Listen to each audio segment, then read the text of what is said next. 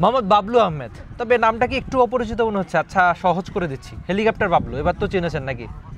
এই যে মোহাম্মদ বাবলু আহমেদ থেকে হেলিকপ্টার বাবলু হয়ে ওঠা, সেটা একটু শুনি। আসলে এমএস ধোনি যখন হেলিকপ্টার শট মারে, এরপর থেকে ওই শটটা মোটামুটি ওয়ার্ল্ডে কিন্তু ব্যাপক পরিচিতি লাভ করে। এরপর থেকে আমি ওটা ট্রাই করছিলাম অনেক বেশি। তো 17-18 সালের পর থেকে হেলিকপ্টার শটটা একটু ভালো মারতাম। তখন সবাই ডাকতো helicopter specialist, blind shot specialist. কিন্তু ইন্ডিয়ার একটা পেজ আছে, ওরা একদিন আমার বার্থডেতে 2021 সালে 2020 সালে বা 21 সালে সম্ভবত পোস্ট করেছিল হ্যাপি বার্থডে হেলিকপ্টার বাবলু, আমার একটা হেলিকপ্টার শটের ভিডিওতে। তারপর থেকে আসলে ওই ভিডিওটা হিট করছিল প্রায় মিলিয়নের উপরে। পর থেকে আসলে হেলিকপ্টার বাবলু নামটা পুরো সবার কাছে পরিচিত হিসাবে পেয়েছে।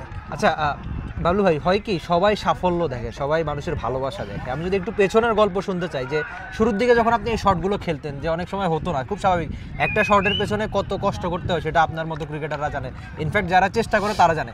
তো ওই যে মানুষজন তখন ট্রল করতো বা দেখতে পারতো না, যে শটগুলো হতো না, ওই সময় আর এখনকার এই সময়ের মধ্যে পার্থক্য কি দেখে বাবলু? ওয়ালটন বিএলডিসি ফ্যান, খরচ বাঁচে 65% পর্যন্ত। ওয়ালটন বিএলডিসি ফ্যান ছড়ায় স্বস্তির সবুজ হাওয়া। এখনকার সময় আসলে এই একটা শটের জন্য আমার পার্সোনাল কিছু ভার্সন আছে। এখন হেলিকপ্টার শট থেকে আমার এখন হয় নো লুক হেলিকপ্টার শট, যেটা অনেকের হেলিকপ্টার বাবলু শট নামেও পরিচিত পার্সোনালি হয়। তো শুরুর থেকে যদি আমি বলি, প্রচুর প্র্যাকটিস করছি। আমার এলাকার বোলারগুলা ছোটোবেলা থেকে যখন খেলতাম বড় ভাইদের সাথে, মামাদের সাথে ওরা খুব বেশি পায়ের জোনে বল করতো, নিচে বল করতো। একটু উইক জোন ছিল, সত্যি কথা যেটা। আসলে মানুষের যাদের উইক জোন যেই জায়গায়, ওই জায়গায় একটা সময় স্ট্রং জোন হয়। লাইক রোহিত শর্মা পুল শট প্রথমে একদিন আঙুলে বল করার পরে, তারপরে এখন কিন্তু one of the best pool shot কিন্তু রোহিত শর্মাই খেলে। তো সেক্ষেত্রে আমি বলবো প্র্যাকটিসের আসলে অনেক কিছু অবদান রয়েছে। প্র্যাকটিসের কারণেই আসলে এই শটগুলো আসলে ইজিলি হয়েছে এবং মানুষের ফেভারিট এই শট। আরেকটা ব্যাপার আমি জানতে চাচ্ছি, যে এই যে টেপ টেনিস খেলা লাস্ট 3-4 বছরে বাংলাদেশের টেপ টেনিস একদম চেঞ্জ হয়ে গেছে। আমরা আগে কিন্তু এরকম দেখতাম না যে প্লেয়ারদের, ঠিক আছে, এক একজন এক এক জায়গায় খেলতে যেত, কিন্তু আর্থিক যে ব্যবস্থা, যেটা আদতে সব ক্রিকেটারের দরকার, ওই ন্যাশনাল টিম থেকে শুরু করে টেপ টেনিস প্রত্যেকেরই কিন্তু ওই টাকার জন্য যারা দিন শেষে খেলে, আপনি খেলবেন, মানুষের ভালোবাসা পাবেন, কিন্তু ওই যে আর্থিক সচ্ছলতা তো দরকার আছে। কিন্তু এই টেপ টেনিস আপনাকে আর্থিক সচ্ছলতা এনে দিয়েছে। তো মনে হয় কিনা যে বাবলু যে পরিশ্রম করেছে তার ফলেই তা সম্ভব হয়েছে? কতটা খুশি আদতে এই এখনকার বাবলু?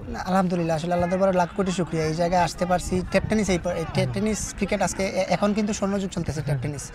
আমি যদি 2-3 বছর আগের কথা বলি আর এখনকার ব্যবধান আসলে স্বর্ণযুগ টেপ টেনিস ক্রিকেট।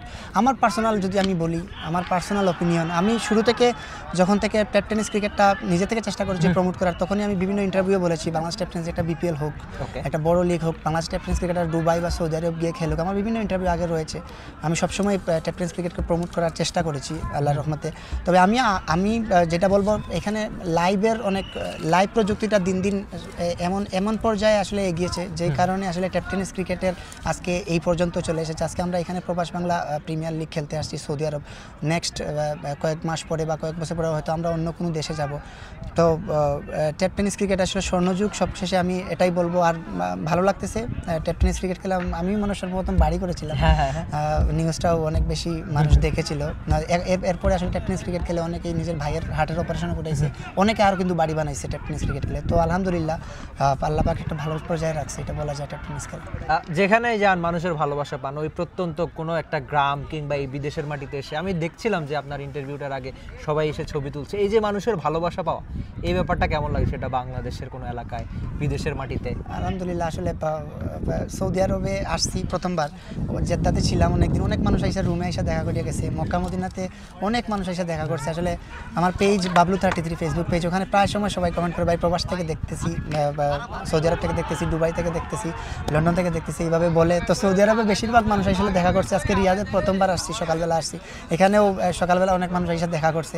তো আসলে ওই মানুষগুলোর কারণে আমি আজকে হেলিকপ্টার বাবলু, তাদের ভালোবাসার কারণে, এই বক্তব্যদের কারণে আমি আজকে হেলিকপ্টার বাবলু। তাদেরকে মন থেকে ধন্যবাদ জানাবো, এইভাবে আমাকে সবসময় সাপোর্ট করবেন ইনশাআল্লাহ। থ্যাংক ইউ সো মাচ, আপনার জন্য অনেক বেশি শুভকামনা। সামনে আমরা অনেকগুলো হেলিকপ্টার শট, ভালো কিছু ইনিংস আপনার ব্যাটে দেখতে চাই।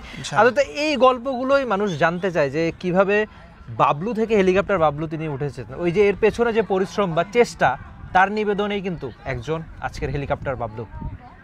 For more updates, subscribe to our YouTube channel and click on the bell icon. Follow us on Facebook and Instagram. Download T-Sports app to enjoy exciting games and highlights. Visit tsports.com.